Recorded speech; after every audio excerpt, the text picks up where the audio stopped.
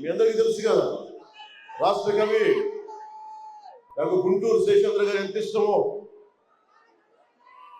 గుంటూరు శేషేంద్ర గారు మన తెలుగు కవి, ఆయన ఎంత ఇష్టమో నాకు హిందీ రాష్ట్ర కవి రామధారి సింగ్ దినకర్ గారి కవిత కూడా నాకు చాలా ఇష్టం.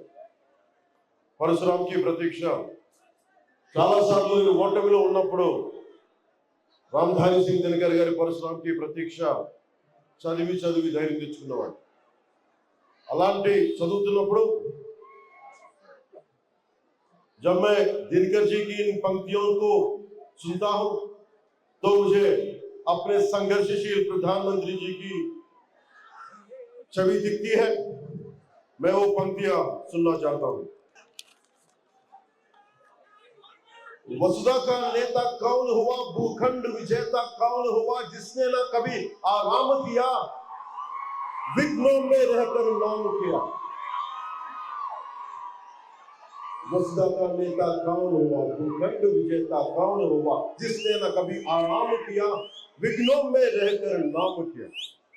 అంటే ఈ కష్టాల్లో ఎదిగిన వ్యక్తి విశ్రాంతి తీసుకోవాలా, ఏమైనా తిట్టండి, అలా ఎదిగిన వ్యక్తి. तो ऐसे ही कभी आराम न करने वाले और विघ्नों में भी नाम करने वाले हमारे नेता आदरणीय प्रधानमंत्री नरेंद्र मोदी के साथ खड़े होने के लिए पुणे की जनता से आह्वान करने आया हूं. अपने वोट देने के अधिकार की शक्ति को पहचानो, घरों से निकलो, वोट करो और सही सरकार को चुनो, वो महायुति सरकार को चुनो. మనం ఓటు విలువ మీకు తెలుసుకోండి. కష్టపడ్డ వ్యక్తి ఈ రోజున భారతదేశం మన కెనడాలో చూస్తున్నాం. కెనడాలో భారతీయుల మీద ఎలా దాడి జరుగుతుంది. ఇది సనాతన ధర్మాన్ని పాటించే నేల.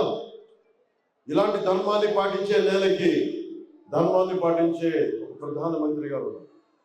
అలాంటి ప్రధానమంత్రి గారి మీద చాలా ఇబ్బందులు, కష్టాలు అన్నిటినీ తట్టుకొని చివరికి ఒక అగ్రదేశం ఆయన ముఖ్యమంత్రిగా వస్తానంటే, గుజరాత్ ముఖ్యమంత్రిగా ఉన్నప్పుడు ఆయనకి వీసా కూడా ఇవ్వలేదు. కానీ అన్ని తట్టుకొని, అవమానాలను తట్టుకొని, అన్ని తట్టుకొని నిలబడి ఈ రోజుకి ఆయన తిట్లు తింటా మూడవసారి ప్రధానమంత్రిగా అయి 10వ స్థాయి నుంచి వచ్చిన 10వ స్థానం, ఆర్థికంగా 10వ స్థానంలో ఉన్న భారతదేశాన్ని 5వ స్థానం నుంచి తీసుకొచ్చి 5వ స్థానానికి తీసుకొచ్చి ఈ రోజున 3వ స్థానంలో పెట్టబోతా ఉన్నారు.